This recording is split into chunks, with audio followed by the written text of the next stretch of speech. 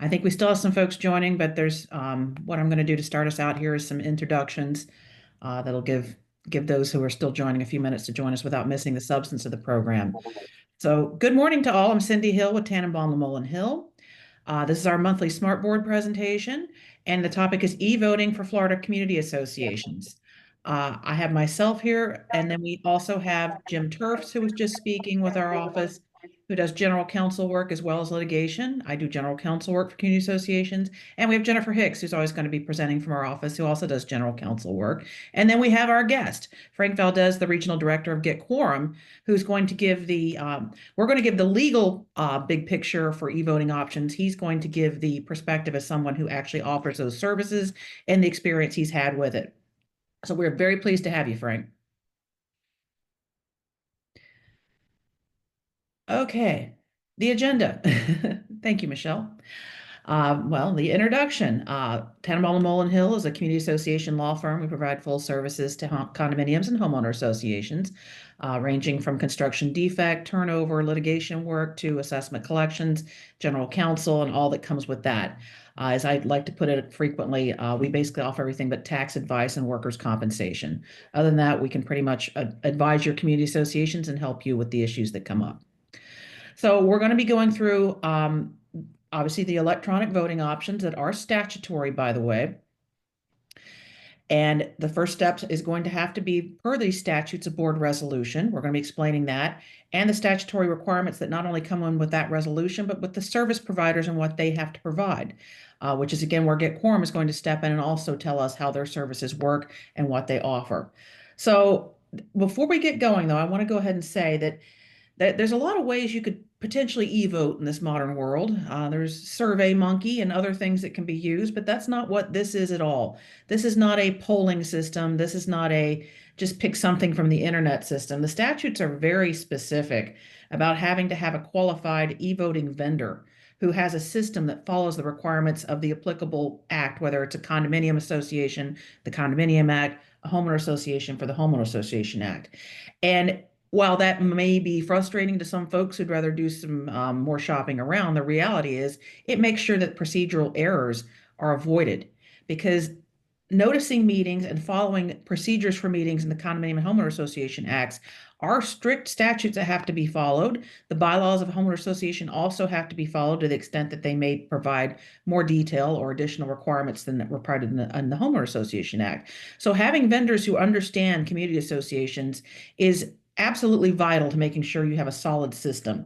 So that's something we're going to be going through again in detail, explaining how there's a procedure that must be followed by the board and what the vendors must do on their end per the statutes. And it's also important to keep in mind that these services are not just for your annual election, because people might think, well, we don't usually get enough people to even run. Why would we want to do this? These services are a convenience for if you need any sort of membership involvement and vote, if you want to make amendments. If you have excess surplus, you want to roll over that at the end of the year. These services provide those opportunities to do this via electronic voting. And the ease of use is really beneficial. You don't have to worry about something being lost in the mail, or the poor folks that live in Canada that seem to get their mail about a month after it's sent out of Florida. You don't have any of those burdens. You also don't have the issue of someone needing to fill out a piece of paper and maybe ran out of stamps because they don't use them a lot anymore, and having to get one and get something out in the mail. It makes it very easy. Being part of the system means you will get your electronic notices, which you can respond to electronically. And that, of course, increases owner participation. It's just common sense. You make something easier for people. You make it more timely that they get the information. They are more likely to participate and be part of your community, which is ultimately an enormous service in terms of making sure that people are notified and aware of what's happening and have the opportunity to voice their opinions and vote accordingly. So with that being said, I'm going to turn this over to Jennifer Hicks for the next part of the presentation. Thank you. Thank you, Michelle. So how do you start using electronic voting? The first step is going to be doing a board resolution. These resolutions are required by statute, as Cindy was saying.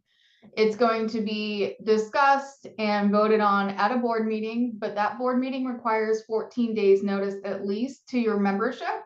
So this isn't one that classifies under your 48 hours or 3-day notice, whatever your documents require. The Florida statutes for both HOAs and condos require this meeting to have 14 days notice.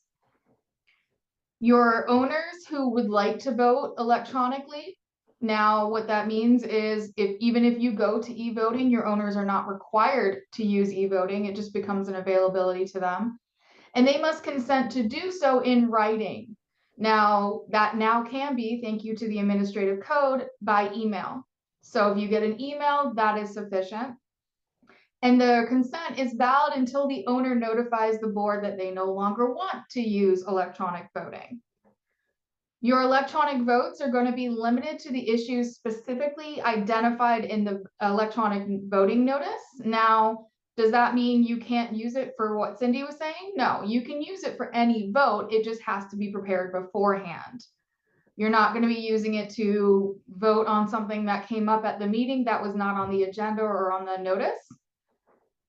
And each association, condo, or HOA that is implementing an e-voting policy or procedure must comply with the correct statute.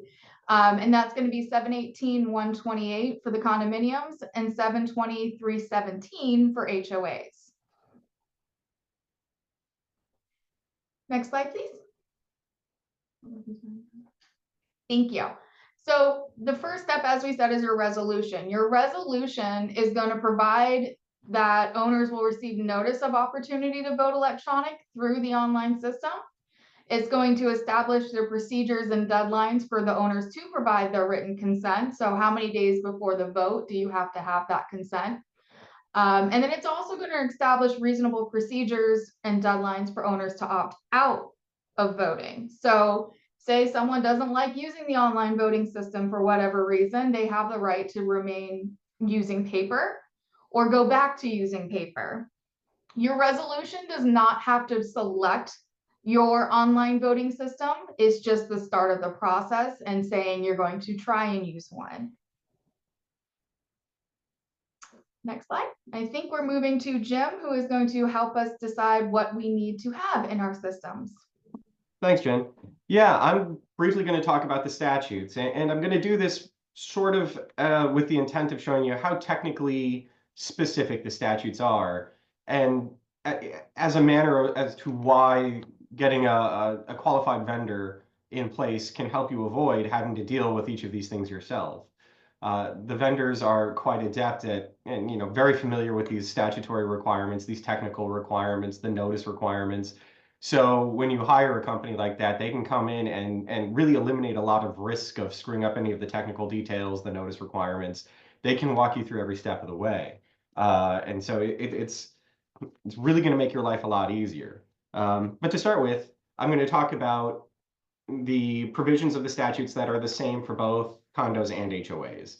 By and large, the statutes are almost identical. There's just a few little niche things for HOAs because the condo voting system is set up pretty statutorily. The statutes tell condos pretty much this is how you're going to vote. HOAs are always the odd man out. They come out and say, well, look at your governing documents. And your governing documents can sometimes even implement condo style voting. They can be pretty wacky.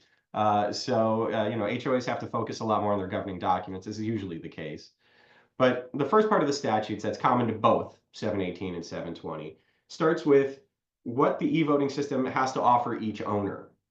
So, for example, when you're setting up your e-voting, your resolution has been passed, your community has voted to implement e-voting, you got that system set up. You need to have an e-voting system that first allows the member to authenticate their own identity with the system. This makes sure that the person voting is actually a member. It's not just somebody randomly stumbled onto your website. It helps you verify your voting and your receipt saying, member of lot whatever is who voted here. We can authenticate who's actually voting in our elections or voting on these issues. The second technical requirement for the system is that it has to provide at least a method to confirm that each member's voting device, whether that's their laptop, cell phone, tablet, whatever device they're using to access your e-voting portal, actually works. It's actually compliant and works with the e-voting system. A lot of older computers that may not have the ability to communicate, so they want to make sure that an owner has at least 14 days notice to try to get in, test that system, and if for whatever reason they're not able to access the e-voting system and verify that they can communicate properly with it, they can either go to the board and seek technical assistance, or if they need to, they can opt out of electronic voting in order to get back on the paper ballot. Next slide, please. So in addition to allowing the members to verify themselves and authenticate and do these system checks and requirements, the system itself has to have certain safety features and other technical requirements to ensure that it's doing its job and still maintaining the integrity of the election. So again, we authenticate the owner's identity. You know, if you're collecting proxies to establish a quorum, you need to know which lots are there, who's there for the lots, same sort of thing. You can use the e-voting system to establish a quorum. And to do that, you need to be able to identify every member who's present electronically as well as who's in person. When you're actually conducting an e-vote, the electronic voting system also has to have a method of validating each vote as it goes from the user's device to the tally system. So this makes sure that it's not altered in transit, that somebody hasn't intercepted a vote. There's a security requirement basically that says, hey, we need to make sure the ballots maintain their integrity. And it makes sense. You certainly wouldn't want somebody intercepting your paper ballots and trying to change them in course. So they're trying to make e-voting very similar to that paper system, just more technologically savvy about it. The voting system has to provide each voting member with a receipt that their vote has been cast and what their vote says. Again, for associations, there are occasionally, we have members who come to us and say, we're not sure our board is doing this right. We think they might be hiding votes or not counting votes. Well, with electronic voting, you sort of eliminate that risk altogether. And I mean, in my experience, I haven't really ever seen that happen, but there are people who think it. So when you have an electronic voting system in place that says your vote was sent to the system, this is who you voted for, great, then you've already eliminated that whole risk altogether. And something that Frank may talk about once we turn over to him in later part of the session is all of this is still subject to division election monitoring. If at any point you need to, there's any question of the integrity of your voting system, even if it's administered by an outside vendor like Get Quorum or somebody like that, you can still call in an election monitor from the DVPR to verify that everything is above board. So there's a lot of safety that you can get through e-voting, and in a lot of ways, it's actually more reliable and more trustworthy than going through a paper ballot system. Now, the fourth requirement up there is to maintain the ballots after they've been cast so that if there is a challenge to the election, and we know there's a statutory process for that, if anybody thinks, an election was conducted improperly for any reason, they can go to the DVPR, they can challenge that. So the electronic voting system, just like a paper voting system, has to keep your ballots available for inspection afterward. They're also, to some degree, and depending on which association you're in, they are also official records. So you need to be able to maintain those. Again, inspection and review process, they can be recounts if necessary. It's very similar, but just safer than e-voting, paper voting. And again, it eliminates a lot of risk for you. When you have an outside vendor like Get Quorum come in and establish these systems, these are companies that have worked through it. They know that their systems are already compliant with this. And it really, it's a streamlined process. It's pretty quick. And again, provides additional safety, cuts down on costs, all that great stuff just by hiring in a vendor to establish the system. Otherwise, owners voting electronically are counted present for the purposes of establishing a quorum. So again, when you log into the e-voting system, when you're attending, you're voting that way, you're automatically counted basically as a proxy as being present for the purposes of a quorum.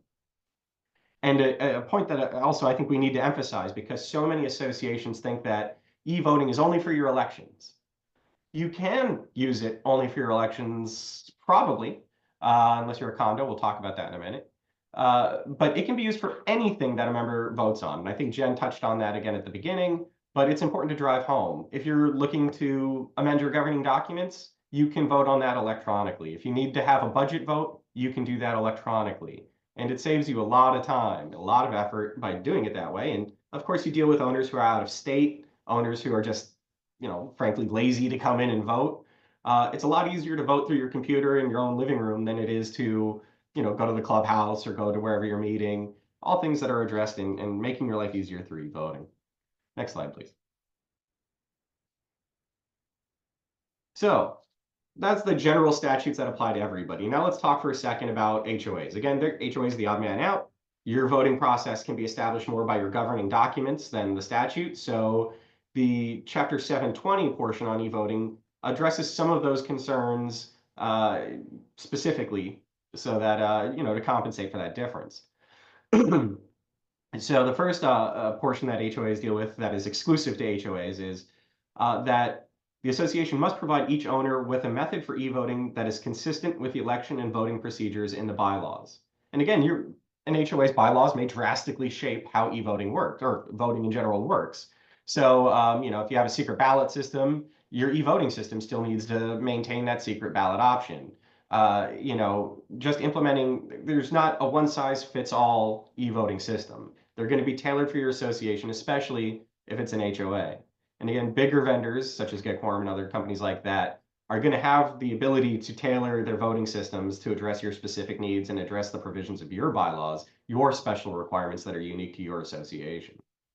The second portion that the statute's cut out to deal with separately for HOAs is that if you're required to use secret ballots for your election, the e-voting system has to be sort of similar to the condo one, where it can strip away all of that information. It can separate the identifying information from the vote so that you can still maintain that secrecy while still maintaining that owner information to know who voted for what. You can still verify who was there and who was present, who was voting. But it strips away the ballots so that you still maintain that secrecy. You can't say lot 47 voted for that director. You just know that a vote was cast. So, maintains that anonymity for the ballot. If secret ballots are not required, you don't pay attention to that section. If your bylaws don't require secret ballots for your elections, then, hey, you don't have to worry about that as far as implementing your e-voting system. So it's a contingent statute in there just for HOAs who do. Next slide, please. So condos have a few more unique differences because, again, they're so the condo voting process, whether, again, mostly for elections, is going to be driven primarily by the statutes. Condos don't have that same leeway to go into their governing documents and drastically change their voting procedures. The statute says, this is how you do it, this is how you're going to do it. You have some minor options, but by and large, you're doing what the statutes tell you.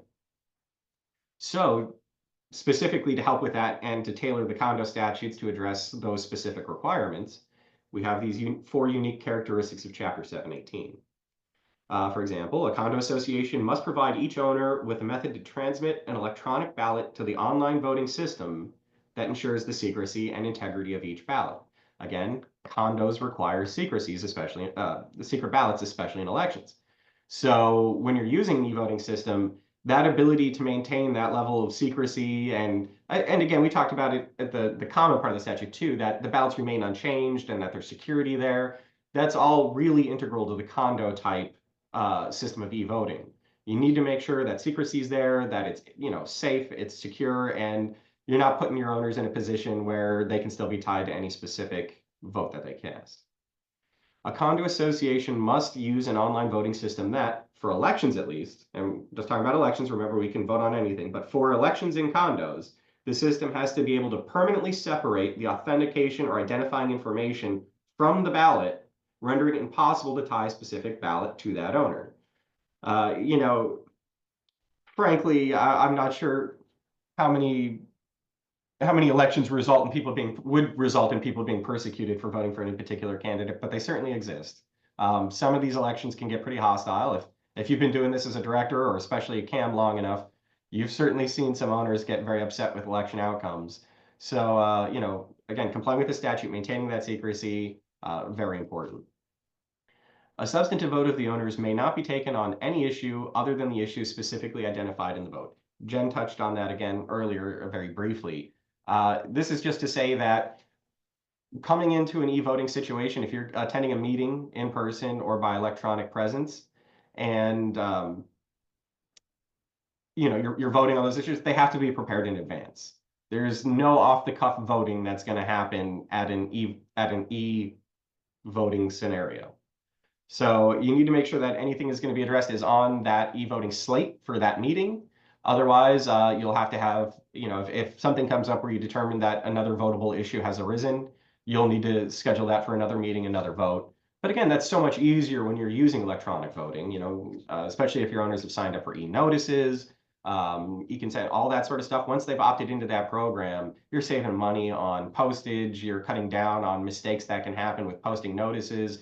You've got a vendor who's going to make sure you're posting your notices timely. This whole thing is going to be streamlined for you, and it's really going to make your life a lot easier. And again, you just have to make sure that if you're voting on something, it's on the agenda and it's prepared for the meeting at which the vote is to be called. And finally, for condos, if a board authorizes online voting, the board must honor an owner's request to vote electronically at all subsequent elections unless the owner has opted out. This is a newer statute. It's been a little confusing for some people, and we're curious to see if this is an indication from the legislature about how e-voting may be used in the future. But in essence, it says if you implement an e-voting system and an owner says, I want to participate in that, for every election where you still have e-voting as an option, you haven't repealed e-voting as a community, those owners are going to have to be allowed to e-vote in those elections. So, you know, this is more about probably just adding a hurdle to trying to remove e-voting once you've implemented it. I think the legislature has realized the benefits of e-voting, and by continuing to allow your members to use e-voting once it's been enacted, I think they're trying to signal to you that, hey, this is a great procedure, you should try to use it more, and if you use it, short of having your whole community vote to repeal it, anybody who wants to can vote in an election electronically. So it's an important cut out there, especially with condos. That is not something that applies to HOAs. This is condo specific.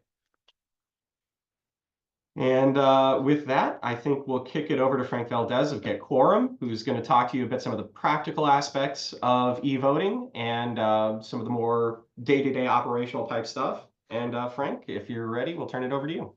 Always. Thank you so much, Jim, Jennifer, Cindy, great job. And Michelle, appreciate the opportunity to come here before the audience that we have today.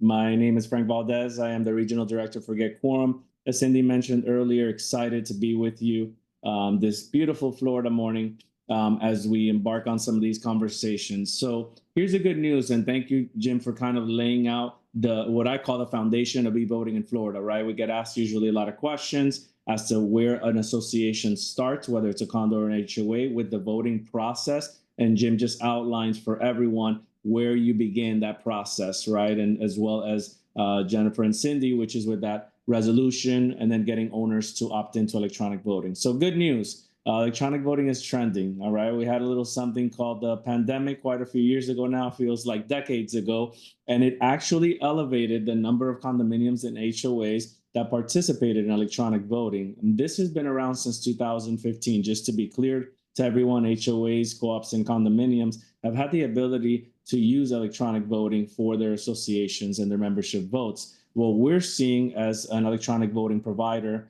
is north of 32% of the communities in the state of Florida now have documentation that do permit the use of electronic voting for elections and amendments as well. Again, we walked through some of that legislation earlier in today's presentation, allowing you to have an understanding as to what it meant, how it rolled out the electronic voting process, and just kind of make sure that we went away from any sort of urban legends out there. We get phone calls on a weekly basis asking us if a board has to amend their current documents to use electronic voting. No, you don't. As Jim mentioned and Jennifer earlier, that simple board resolution will help.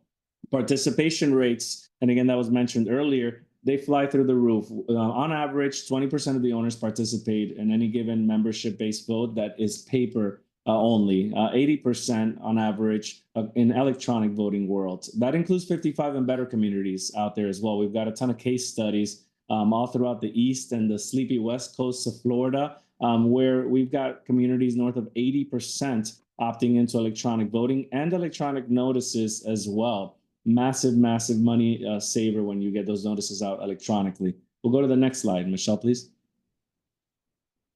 All right, so what is electronic voting? Let's just make sure we all have a grasp on exactly what is electronic voting, because I think as kind of as a common name, people assume, hey, you're voting electronically. Well, to the point mentioned earlier, right, by Cindy and some of these other folks, You cannot use systems out there such as just a regular email to cast what we would call a secure ballot, or even some of these DocuSign system. I saw that on the chat earlier today in this presentation as well. Those systems are insufficient. So we want to make sure you get the different types of electronic voting and how they will be cast in these platforms. So let's walk through these. And they're used interchangeably depending on the type of association that you have. Advanced electronic vote, commonly used in our condominiums out there. This is a vote that's going to be cast directly by an owner or member in advance of the meeting. All right, so this vote, again, the meeting date, official meeting date has not happened yet. However, an owner has already received an electronic ballot in this world and has the opportunity to cast an electronic vote. Very similar to what we would call out there a second notice in a condominium for an annual meeting, where there is a paper version of a ballot that allows owners to fill that out and submit it, whether they're sending it back by mail. But you are, in fact, filling out that vote in advance of the meeting.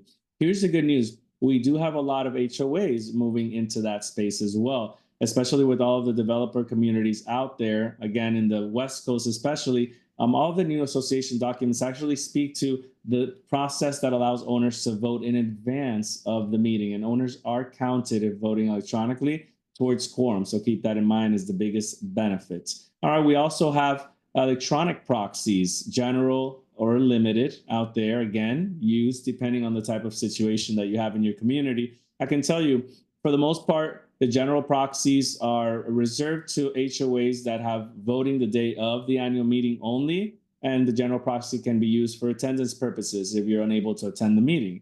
However, we've got things like limited proxies out there used by both condos and HOAs in common days. And they're used mainly for amendments, right? In many cases, these are our bylaw amendments, declaration amendments, and it's completed by a member in, again, advance of the meeting that would like to cast that vote. Perhaps they're not going to be at the meeting, or they just want to get their votes taken care of prior to that. So that is what we would call an electronic proxy. All of this is available electronically in today's e-voting world. And then we've got probably the most challenging one out of the group here, the troublemaker, and we're going to call it the real-time vote. All right, the real-time vote is going to be used, generally speaking, for only our HOAs.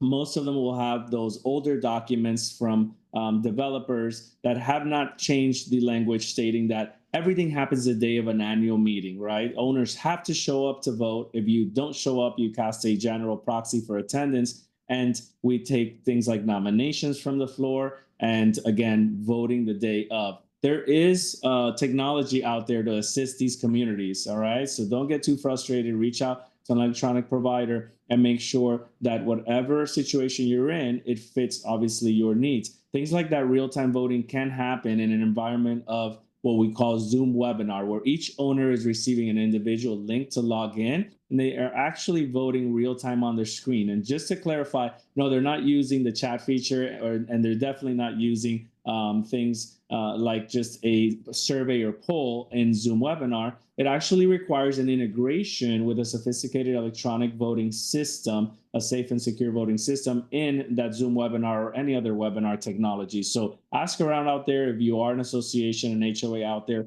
with the challenge of voting real time the day of. I will tell you, we've seen a trend and a push towards amendments of documents, making sure that these associations trend more so towards the first and second notice procedures that we have out there for condominiums. So very common these days, especially from newer communities, to have an annual meeting where there is a first and second notice and no nominations from the floor. We look back at certainly our older legacy HOAs, and we've got a ton of real-time voting requirements. So again, make sure you're asking these questions from an electronic voting provider and that they're able to fulfill your specific community's needs as it pertains to the type of electronic vote that you're going to be using. Next slide, please, Michelle. All right. So why is it important to choose the right solution? We mentioned some of those things earlier, but again, the right solution is imperative when addressing these needs in your community.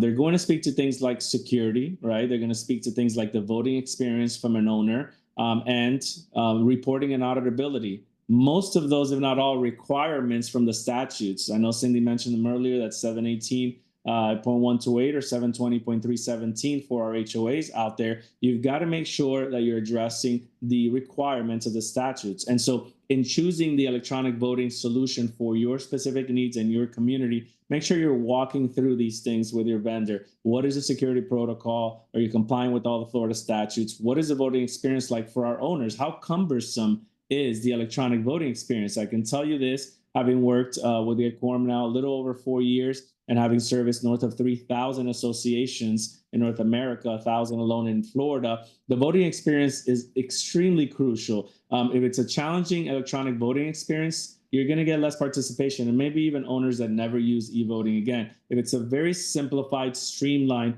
voting experience, it's going to be the likes of ordering something online like on an Amazon, right? Where owners say, hey, this is easy, I can do this again. And so make sure you're choosing the right solution for your community. The auditability and the reporting is extremely important as well. You've got to comply with these Florida statutes. And in the event, like Jim mentioned earlier, that you've hired an election monitor, every single electronic voting platform should be compliant with their work, and the reports that it generates should actually make their life easier as an election monitor in many of these elections and many of these votes. So this is why communities should opt for an e-voting solution. Make sure, again, it accommodates your dynamic nature, including the type of vote that you're going to require for your upcoming meeting. All right, next slide, please.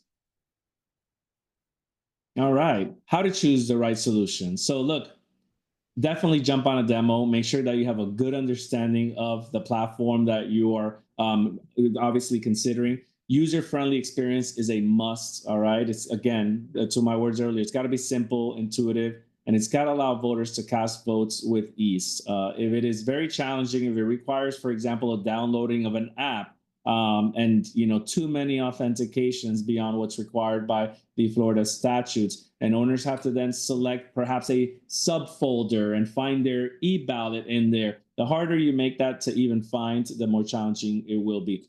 Make sure it's customizable. I get a lot of calls from communities saying, hey, we've got this type of vote coming up, whether it's a material alteration vote or whether it is reserve voting. Make sure that these platforms, again, are customizable to your specific needs for your communities and not the other way around, right? In its simplistic form, in its simplest form, an e-voting platform should actually be following the same processes and procedures you have set forth already as a community. Security, again, make sure that you've reviewed that you've reviewed the security protocols, the features, and the idea is, especially for secret ballot, that it is certainly kept secret in privacy and in confidence. In terms of reporting, we walk through that, make sure the platform provides comprehensive reporting, everything that would be normally required in an annual meeting or an amendment if you're working towards those. And then the last one here, a very important one. I think my biggest, certainly advice, one of my biggest takeaways I want you to have today is look for fully managed electronic voting platforms out there. I can tell you that going at all of this alone or choosing a property manager that perhaps is very tech savvy, and we've got many of those out there, and throwing them an electronic voting platform that's all self-service, and they have to learn and grab a 500-page manual and figure it out, is probably not the best idea as it pertains to electronic voting out there. You want to make sure that the management on the property is supported, that they have, again, a technical team behind them with the electronic voting platform. And in an ideal world, again, most of the heavy lifting is done by your electronic voting provider. Like any other vendor in your community, make sure that you're paying for them to do the work and not to create more work and chaos for your management team or for your board of directors. Next. We'll go to the next slide. All right. So we wrapped you up there, and I've got I pulled some questions from the chat where I think we provided some answers, and I think we can actually direct a few more to you. Perfect. So I'm going to start with I saw somebody ask, when having an election, do you have to have the candidates already established on the slate, or can you take members' names from those? I think he's asking about nominations from the floor. I know we've talked about this before, but I'll let you answer that for him. Yeah, absolutely. So look, if you're a condo, this conversation probably doesn't apply to you, right? Our 718s out there. And I see Cindy shaking her head saying it better not be a condo out there. You've got to have those nominations established prior to. I just want to be very clear. We got to make sure, obviously, that there are intents returned and that you have an official ballot going out with the vetted candidates. But in the world of our HOAs, our beautiful HOAs in the state of Florida, again, mostly the legacy ones right now, there are systems out there, including Get Quorum, that can provide support with nominations from the floor. What it looks like, it's pretty efficient and pretty streamlined. Again, it's a Zoom meeting. It's got to be webinar. You have to know who's logging in. It cannot be a generic link sent to everyone. You've got to have a moderator in that meeting from the electronic voting provider, right? So a moderator steps in, listens for the point where there are nominations from the floor, creates an electronic ballot real time after the candidates have been vetted. Again, I've been in these meetings. We want to make sure that these are vetted candidates by management, by the legal team, in the event that they owe money to the association and that there are some disqualifiers out there. Those candidates have been vetted. But at the point where they are valid candidates, usually that can be shouted out to the moderator from the electronic voting provider, and a real-time ballot can be created inside of that space and immediately made available for any electronic voters. Now, keep in mind, the voters must have already previously consented to voting electronically, right? If they haven't consented to voting electronically at this point of the meeting, they've got to vote by paper or be in person. If they've opted into electronic voting, there certainly is an environment and, again, the capacity, technically speaking, to have a live ballot right in front of them, moderator. So hopefully that speaks to that. And again, we can get a little bit more granular and in the weeds about that. My contact information is there if you have a specific use case that you want to provide. But in general, again, technology exists out there even for our nominations from the floor. Here's what I see, and here's what we've seen as a company the last 4 years. There's been a massive shift by our association legal firms, such as obviously Tannenbaum, Lemon and Hill, and you're going to have these conversations with the board of directors and the members at large as to whether making an amendment to the current meeting procedures is in the best interest of the community, and shifting things to what I would call a less chaotic process with a first notice and a second notice and no nominations from the floor. So we're quickly seeing a push for a little bit more of a streamlined, efficient process and leaving the chaos behind, which was created, in my estimation, many decades ago in some older docs. I'm glad we have enough time here because we're getting some good questions in the chat now. The next one I pulled aside a little bit earlier, we partially answered, but since it's sort of kicked over to you directly anyway, does Get Quorum have a step-by-step instruction on how an HOA can adopt e-voting? Weirdly enough, I will suggest an answer for you, and you can correct me if I'm wrong, but I'm pretty sure you guys, if they elect to hire you, you help them prepare the resolution. You review their governing documents. I think they pretty much will take care of everything start to finish, if I'm not mistaken. Yeah, so look, in conjunction, and thank you, Jim, for the question. In conjunction with your association attorney and your property manager, that trio right there will assist the entire process. So from the perspective of Get Quorum, what we do is we usually have very thorough conversations, demonstrations of the platform, and then jump into a step-by-step what's next, right? And that email that usually follows the demo has a step-by-step, a templated resolution that I encourage all of the boards to share with their association counsel, because this process should include your attorney for their eyes to review. Obviously, making sure you've got a 14-day notice sent out there, a template for that in addition. And then, of course, kind of a step-by-step guide as to how to implement electronic voting. And again, we went through these in today's meeting, but yes, that is certainly part of our conversation coming out of any demonstrations from our software. Someone's got to assist you. I'm a former board member in my own association, and I can tell you, stepping into that role several years ago, I knew very little, especially about electronic voting prior to working in this industry. And so you certainly have to have some subject matter experts in all facets. That includes your property manager, your electronic voting provider, and again, association counsel, as we see in today's conversation. I'll answer a quick question that I saw pop up, which was, do these apply to cooperatives? We sort of generally said yes, e-voting is available to co-ops in the chat. Actually, Frank and I had discussed this when putting this presentation together. He had encouraged me to mention that 7, 18, 19, and 20 are all, in fact, very similar. So yeah, a lot of this is going to apply to cooperatives too. Our office personally, we don't handle cooperatives. So I sort of said, nah, we're not going to get that question. Apparently we did. So yeah, 7, 19, you can benefit from a lot of this as well. I'm sure there are probably a couple minor differences because cooperatives, their style of ownership is so vastly different from what people experience. But you know, if you have those questions, I would probably just suggest you email Frank and you know, see if he can answer some of those, or you know, if in fact Get Quorum or somebody like that is able to help you out. So now those were the questions I had pulled a little bit earlier. Since I did that, there were some questions in the chat. One that has been asked a couple times and people are very keen in, and that's if a community has both an HOA and a condominium, do they need two voting systems? I think that's a question that we would need to know more about how those associations are structured together. Sure. You know, it's possible in a world where the HOA portion has simply adopted the same voting methods as the condominium, in which case, you know, you would still probably have to hold separate meetings and things like that. You would probably have to have a condo association meeting, the HOA meeting separately. But I mean, if it's the same voting style, then the systems would be substantially identical. So I hope And that we get that one a addresses. lot, Jim. We get that one a lot. I was in a conversation yesterday where there's two legal entities as sub-associations to in individual towers, which are almost like twins. And those are sub-associations in our world, legal entities. They have their own annual meeting. They have their own budget, right? All that sort of thing. And then there's a master association that is, again, a third legal entity in that case, right? So structure-wise, if there is an annual meeting for each of those, you can use the same electronic voting platform, but each of the associations have to adopt their own resolution. Just to be clear, each of them has to pass that resolution, and each of them, to take it a step further, has to actually get the members to consent to electronic voting, right? A consent to vote electronically in your annual meetings in a sub-association isn't necessarily a valid consent in your master association as a legal entity, because those legal entity names do go on those official consent forms, right? So unless they're listed there, it's not going to be a valid consent. So again, structure-wise, you know, speak to any electronic voting provider, especially us, and keep your legal counsel team,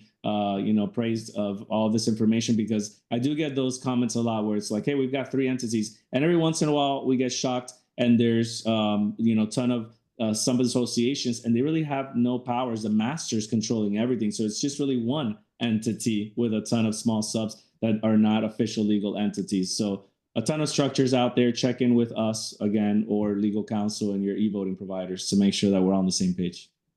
We got a few more minutes here. So it's great that you were talking about that consent, because it does bring us to some other questions that have been asked in the chat, such as, you know, electronic consents not just by email. How about checking a box on a portal after login? Would you like to talk to our fans here a little bit about exactly how electronic consents in the world consent works in the world of e-voting, and just what that is, what they need to get?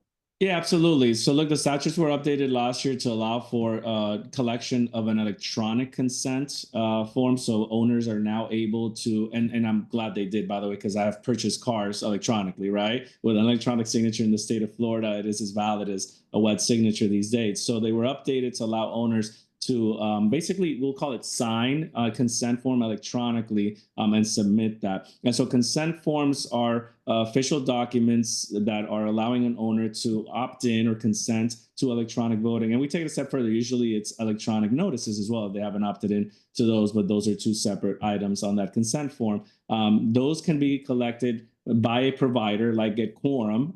And again, make sure you're hiring a provider that assists you with that step. It's a crucial step. If you do not get consents, you've got no electronic votes, right? So you do have to get owners to consent or opt into electronic voting. By default, every single owner's opted out of electronic voting. I wish those statutes were a little backwards and said everyone's opted in unless they opt out, but they are in fact what they are today, and it's every owner's opted out. They've got opt-in or consent. That can be done in two ways. Either A, in writing on a form, they can physically sign a consent form and submit it and turn it in to association management or to us. That is an official record of the association, by the way, moving forward, right? So when we've got owners contesting, hey, I forgot, it's been 2 weeks or 2 years, I forgot if I even opted into electronic voting. Do you have the official documents where I consented? You've got to provide that as a management company or as a board of directors out there to these owners. And so Get Quorum does a good job at obviously collecting those consents electronically, grandfathering any that may have been collected by paper. But a checkbox in an electronic voting platform where there's no signature, electronic signature or otherwise, is, in our vision, wholly insufficient. We've got owners coming from other platforms, and we're asking them, do you have official consents collected? And they say no. An owner just checked the box. There was never a signature. Nothing was ever officially signed. So we've got no official record for the association to have and show here moving forward. So we've got to reset the process at that point, but it should be an official consent form, and we're happy to provide samples of what those look like. So I'm looking at the chats. There are a couple of specific questions that are probably technical or specific to Get Quorum. So for a couple of people, somebody was asking about if you integrate with sync software. Somebody's asking, you know, maybe a discussion about pricing. I think those would probably all be great questions to email Frank separately, because I'm assuming your pricing depends a lot on what the association's requirements are, things like that. So for those technical specific questions where they're going to need it, and I see somebody is talking about sync in there, I have no idea what that is, quite frankly. So unless you particularly want to talk about those issues, I would suggest y'all just email Frank and have him talk to you about that separately. Yeah, and I'll give them a quick 30-second rundown. For those asking if we have integrations with platforms, the reason they're doing that is because those integrations are important. They pull the owner data over to us, right, and give us the most up-to-date ownership data as managers are updating it in their end. And yes, we do have integrations with several platforms, so please check in with us. In terms of cost, just overall, without getting too granular here, electronic voting as a whole is generally budget neutral. So for my board members on the call today, maybe the treasurer's panicking a little bit, saying, how are we going to pay for electronic voting even if we wanted it? It is usually a few dollars per door per year. And again, it is extremely budget neutral because of the fact that it usually equates to a massive reduction in printing for an association. And those are big line items, especially the more north of 100 or 200 units you have an association. Printing is very expensive these days. These packets are costing about $5. Stamps alone, I've seen in these annual mailers, could be $1.30, $1.50. So budget neutral. Check in with us for more information. I do appreciate the calls, and you're right, it is bubbling up. I see the chat. The more we answer, the more we get. Jim, all right? Yep. Which, I mean, we do still have a few more minutes to take questions if anybody else has anything pressing. Otherwise, I was just going to sort of put you on the spot and say, you know, give me a minute. So what are all the benefits of e-voting? Like, just list them out, run them off or something. Again, because when we put together this course, I think the smart board, I think one of our main goals was to illustrate to communities out there, because e-voting became a statute some years ago. It seems like everybody made a quick decision. We're either going to adopt it or we're not. And after the first couple of years of e-voting being permissible, it just sort of seems, as a general counsel attorney, I just didn't hear anybody ask about it anymore. It seemed just to not be a question that comes back to us. And I think it's important to get out there and remind our communities again, now that enough time has passed, that, hey, e-voting, you know, just because you don't do it doesn't mean it's not right for you. And so I think it's, you know, to the best of your ability in, you know, a minute or two, if you can just run down, you know, post it. You know, we talked about some of it as we went through this course, but again, just I'd like to drive home just the many benefits that e-voting offers, even small communities. So if you'd just like to do a quick rundown, I think you'd probably do better than I could. I appreciate the question. Absolutely. Look, we've got communities from 36 doors, which shocked me. Quite honestly, I was like, whoa, you know, usually you can knock on 36 doors, right, in a relatively small amount of time. Surprised they were even contacting us, but the owners weren't there. They were in another state or in another country, right? These were in many cases investment properties, and they needed their participation. They needed their vote, whether it was for an annual meeting or for amendments, you know, in that specific community. And then we've got communities north of 19,000 doors, you know, and growing. And so those are the Babcock Ranches of the world in Fort Myers. They are large. There is no way to get owners to participate and vote. You'd have to rent, imagine an annual meeting physically, people attending and voting. You need a stadium, you know, for a community of that size, right? So whether you're the 36 stores that the owners may or may not live in Florida, and you still need their participation and their official vote while they're away somewhere in another state, or whether you're 19,000 doors and you feel like there's no way we're going to collect all these votes and people probably would not vote, and can imagine the cost, right, to send out 19,000 official annual meeting notices by mail in that community. So whether it's, you know, savings on obviously the printing and postage, or whether it's your participation because you're a community that's frustrated and hasn't updated your governing docs in years and decades in some cases, right? And they're just sitting there still from the developer. And we've got presidents and board members out there saying there's no way we're getting the participation rates that are required to amend our docs. In some cases, it's 66 and 2/3, right? Or even higher thresholds. Well, you're going to get it with electronic voting. So the biggest benefits, Jim, to just kind of summarize it for the obviously the members here on the call today and all the participants. There's a few big ones. It's participation, which is not a bad thing, especially when you're trying to amend your association docs and pass something like reserve funding, right, or material alteration votes, or special assessments, right? You need a vote from the owners. Leverage electronic voting as a tool for your community, and it's also engagement. Community engagement is at an all-time high. People want to know whether there should be new pickleball courts on the community, or whether we should, add a dog park to our community. Well, you start that with surveys, but the official ownership vote comes with electronic voting. And so we all have these smartphones, right? I think that in most of the communities, probably about 90% of the owners have one. And it's easy to just vote on a phone versus physically showing up to these meetings. And so there's a whole host of benefits. And, whether it's us or someone else, I do feel extremely confident that every single community in Florida, association-wise, co-ops, right, condos, will have an electronic voting provider in the coming future. It's just going to be a normal course of business, almost like they have websites, and those website requirements are going up, as you see. They're going to have an e-voting provider. It's just going to be part of the course of doing business for them.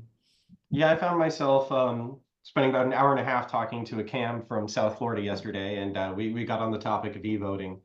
And yeah, it's just he was just a voracious advocate for it, and was talking about a lot of those issues. I mean, yeah, it might be a couple $100 that you're saving on that you're spending on a vote or something, but you're saving that much in postage at the same time. And yeah, just voter apathy is something we deal with on a regular basis, where you just cannot get members to turn up at meetings. They just don't vote by proxy. They don't come in. Sending in a letter, quite frankly, in this day and age, seems like a hassle. So, doing it that way is sort of easy. I did see an interesting question that Jen sort of gave mostly the right answer to in the chat here, which was about our condo association manager, or CAM, has a portal. Would they be able to satisfy the e-voting requirements for that portal? Jen, sort of rightly said it's unlikely. Frank, are you aware of any CAM, without naming names or anything, are you aware of any CAMs that are off? Do CAMs in general offer, have you seen any that offer like a valid, sufficient e-voting system? Have you heard of that? I'm not familiar with any, but No, none that I've seen anyways. I've seen, voting portals out there. Some of them have been even attached to the kind of, I guess, management platforms. They've been wholly insufficient as far as we're concerned. We've seen them. They are more of a polling, system than they are electronic voting system. And from a manager's, world, you've got to now train a manager to create an electronic ballot in the system. You got to make sure they don't screw up the ballot. You've got to send it to these owners. You've got to track these notices, whether an owner even received an electronic vote or not, when they received it, right? There's got to be tracking capabilities, a whole bunch of requirements that are usually not met by those systems. But look, we're happy again to have a deeper conversation into those. Ask questions, get with an electronic voting provider. A polling system is not an electronic voting system, and an electronic voting system is not a management platform, right? These are very different, sophisticated systems with the intent of getting the job done. We're happy to discuss it a little bit deeper, check in with us. But yeah, in many cases, they're sophisticated polling platforms is what they are. I think it's a very good point, Frank, that this really is a sophisticated service that's being offered. These specific statutory requirements are important because if they're not followed, your vote can be contested legally for failing to follow the requirements. And then you have to redo everything. So what money have you saved? None. Absolutely. And beyond the savings, again, the participation rates, the way that they jump up, the way that you get these owners to engage and pass some of these, amendments and things of that nature that weren't done for many years. It's huge for these associations. It's massive. So connect with an e-voting provider. Take a look at all of the benefits that they can provide your community. And from my managers on the call today, I have not heard one manager, and I'm going on 5 years here almost this year. I've not heard one manager come back to me and say, hey, Frank, it was a lot harder to do our annual meeting with e-voting, right? This was challenging for us. On the contrary, because these votes are usually tallied and tabulated electronically and efficiently, there's a lot less meeting time, right? So the meeting time now gets cut down, possibly hours in some of these larger associations. So these managers are loving the fact that maybe their annual meeting ran 3 or 4 hours shorter, right? It's in some of these cases, and they weren't there till 12 midnight or 2 in the morning. I hear these horror stories. And so from a management's perspective, get familiar with the e-voting world if you're not already. It will be, again, in your back pocket coming up very soon, just like any other official kind of service for a community. I just wanted to add one more comment. I think we're probably getting pretty close to wrapping up here, but we've talked about how much of a benefit e-voting can be, and again, that was the purpose of this meeting, is to drive home how much of a benefit it is. But you started talking about I started thinking about website requirements and just how the statutes are constantly leaning more toward electronic participation in your community. We now have these much stricter website requirements. Your official records generally need to be stored online. There's all this stuff, and I think it represents a larger trend for, just progress. As time goes on and the electronics and the devices, the software all become more available to the communities, we're going to see overall the statutes, and there may be a world in the not too distant future where e-voting might even become required. And so, I think for the smaller communities, it's going to be a harder transition, and the statutes are aware of that, and communities less than 25. It's my understanding coming next year, it may be condos of units of 25 or more need websites. And if that's the case, you can see that they're consistently pushing that. So, communities out there should probably plan to adopt as much electronic compliance as they can, because it's far more likely to become required in the future than just go away. So getting ahead of that curve is probably going to be helpful as well. So I don't know, Cindy, if Frank, if anyone else has any other parting shots, or if we're ready to wrap up, but. Just want to thank everybody for being out here. I see a lot of the faces and I see the engagement. I can't thank you enough for tuning in. And, again, thank you to obviously Tannenbaum, Lamont, and Hill for having me here, Michelle for making this stuff happen, Jim, Cindy, Jen. I appreciate it. We're here as a resource to you. So please look for us at the trade shows out there. Call us. Email us, I want to help board members as I sat behind those chairs, and you need some resources. So the fine ladies and gentlemen, on the panel today, can't thank you enough. Wishing everybody a wonderful day here. Well, we thank you, Frank, for joining us. This has been very beneficial, not just for us, but for our participants. And we really thank you for the time. My pleasure. All right. Well, thanks to everyone for joining us. We will see you next month. Topic to be determined, I believe. So watch that space. Thank you. Thank you. Everybody, Have a wonderful day, everyone. Have a great week.